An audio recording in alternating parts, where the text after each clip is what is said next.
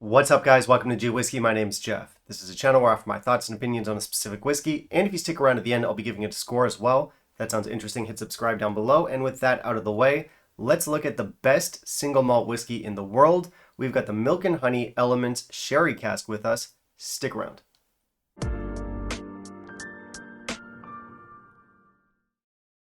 Best single malt whiskey in the world. What a title. What a prestigious title.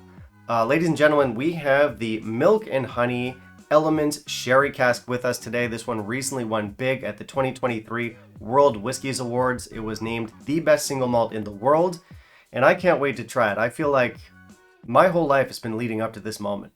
And listen, this one won up against some serious heavy hitters. We had Isla put forward Ardbeg 25, England put forward Cotswolds, Japan put forward Yoichi 10, the Highlands put forward Glenmoe Signet. What else? Speyside gave us Glenlivet 21, the Lowlands gave us Rosebank 31, Taiwan had a Kavalan. There were a lot of contenders in here, and the winner was an entry-level single malt from Israel. And listen, it's going to be very easy for me to slip into like sarcastic condescension here, and I fully intend to do that, but I actually like Milk and Honey. Like, I honestly think they're making some fantastic whiskeys, especially for such a young, new distillery. I've had some great IPs from them. The Apex series is interesting, it's innovative, it's delicious. So I think they're a brand to watch out for, and I think they're going to help put Israel on the whiskey world map. So I actually do like Milk and Honey. Really, the only silly thing about this whole situation is the title, World's Best Single Malt. How do you get there? How did we get there? Is it about value? It must be. Are we factoring in availability, affordability? I would assume quality is a big factor. I just have no idea what the criteria is to come to the conclusion that this is the world's best single malt. Also, let's look at some of the competition. Ardbeg 25. Are we to assume this is better than Ardbeg 25? I mean, I've never had Ardbeg 25. I can't afford it, but, you know, an entry-level Israeli single malt outdoing Ardbegs and Kavalans and Amroots and Rosebanks, it's impressive. Hell, this one was even up against the real best single malt whiskey in the world, and that one is the Daiking Gold Brand Chinese whiskey. That one is just chef's kiss. There's some really interesting whiskeys coming out of China these days. Personally, I recommend Gent Guy, wonderful stuff. There's also Johnny Worker. Now, Johnny Worker does have a few expressions. I recommend the Black Labial, but the Red Labial is also fantastic. So Chinese whiskey, honestly, it's blindingly delicious. Anyway, back on topic, Milk and Honey Sherry Cask. I believe that the casks were combined here. I don't think it's just like one sherried finish. So we have ex-bourbon casks in here, we have PX Sherry, and we have Oloroso Sherry. Apparently the PX and Oloroso are roughly a 50-50 split. And again, while you might be skeptical of a not very transparent award that relies on funding, don't let that color your opinion of Milk and Honey. Again, I think they're making really good stuff. And yeah, even me, while I'm totally happy to criticize the award, I will be looking at this whiskey as objectively as possible. And with that said, I am kind of excited to dive into this one. So let's jump into the review. In the meantime, if you'll kindly leave a like down below, that'd be greatly appreciated. So much like a lot of the new distilleries coming out of Scotland, Milk and Honey also gives us a craft presentation here. So we've got 46% ABV, it's non-chill filtered, and our color is natural. Good dog. That was Hebrew. I don't speak Hebrew. Alright, so I don't love the look of Milk and Honey bottles. I do like the brand, and maybe I am warming up to the look a little bit, but it's not great. For me, it's got a very corporate vibe to it. In its defense, I do like the texture of the labels. Like, it feels like a quality-made label. Our logo is a bee bowl, a bull bee, which I guess is in keeping with the Milk and Honey theme. Sort of. I mean, bees do make honey. Do bulls make milk, though? You know what? It's 2023. I should not be assuming that cow's gender. I just assumed it was a boy because it's clearly very horny. I'm not proud of that one. Presentation is 2 out of 5.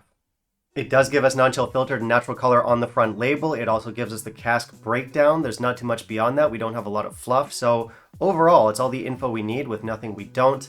Again, it's just that corporate vibe that I don't love. On the nose, we do get a little bit of an alcohol bite, but it's nothing too extreme. We have some sweet sherry here. There's that classic sort of nutty caramel note that I always get with milk and honey. There is apple jelly. There is berry jam. There are sweet oranges. There's candied apple. There's candied strawberries. There's candied fruits in general. It's a nice nose. On the palate and finish, we're first hit with some spices. Then we have a heavy raisin note. We have dates. We have cherries. We have berries drizzled in honey. There's coffee, there's cinnamon, there's nuts. It's a medium finish. And someone online mentioned that the finish is dark chocolate mousse, and it totally is. So picture like a dark chocolate mousse drizzled in honey with a cherry on top. Now I want dessert. Okay, so is this the best single malt whiskey in the world? Of course not. It was never going to be. That's not why we're here. I do actually like this whiskey. It's not mind-blowing, but I think it's really solid. Personally, I think this is a big step up from the Elements peated cask that I previously tried. But I do like this one. I also recommend the red wine Elements release. That one's pretty good. This has the milk and honey character that I do enjoy. So again, kind of like a caramel nutty flavor. Really nice. It's mouth coating. We have a good sherried influence. It's not too overbearing. We do get some of the distillate underneath. There is a little bit of youth here. Nothing too much, it's not overbearing, but it would be nice to try this with a little bit more maturation behind it. Still, this is good, especially for an entry-level offering. Like, this is not going to be a very expensive whiskey. And when I think of other whiskeys within this price category, yeah, it's really solid. I like the sweetness that we get from the casks here. It's never too cloying, it's not like a sugar bomb whiskey. But the sherry did impart a very pleasant sweetness that I'd liken to maybe like candied fruit, something like that. But towards the finish, we have this semi-bitter coffee type note, balances everything out. So good cask influence. Again, we get the signature milk and honey character, which I do enjoy. Milk and honey is good because it's one of those whiskeys, one of those world whiskeys that's not going to be too weird for Scotch drinkers. Like, these are the kinds of flavors that I think a lot of Scotch drinkers can easily get behind. That being said, it does have its own thing, it's got its own character, its own personality, and it's not a Scottish character, which I appreciate. So it's a good brand, it's an interesting brand, regardless of how you feel about the World Whiskies Awards. Listen, awards are just there for marketing purposes. They're there to sell the whiskeys to non-enthusiasts. Personally, I don't know a lot of whiskey enthusiasts that put much stock in a lot of these corporate funded awards, but they are a thing. So there we have it. We got the world's best single malt whiskey with us today. Obviously, I don't believe it. I'm sure you don't believe it. But that's not going to stop me from putting it in the thumbnail as clickbait. I'm shameless. But really, let's just forget about the awards and focus on the whiskey itself. For what it is, I think this is really good stuff. My score is going to be 85, but it's a warm 85. It's not the most sophisticated whiskey. I do think a little bit more time might do it some favors, but it's already a standout within its category. This is a quality, affordable whiskey that doesn't have a Scottish profile but will appeal to Scotch drinkers. I think the house style, the casks, the balance of flavors, it all works. This one's recommended. So I think our value is pretty good. As I mentioned earlier, this one does stand above a lot of its competitors in its price range. It's certainly not the best, but it's a good one. It's a solid option. Now, there might be an initial rush to buy this bottle just because the hype from the award. That seems to be the case here in Taiwan, but I'm sure that'll pass. Eventually, this will be back in stock, back on the shelves. It'll still be affordable, and it'll be worth the money. So, worth checking out. Alright, that's it for me today, guys. Thank you very much for watching. If you want to help support the channel, I do have the Patreon. Otherwise, you can like, comment, and subscribe. Always appreciated. And of course, I do want to hear from you.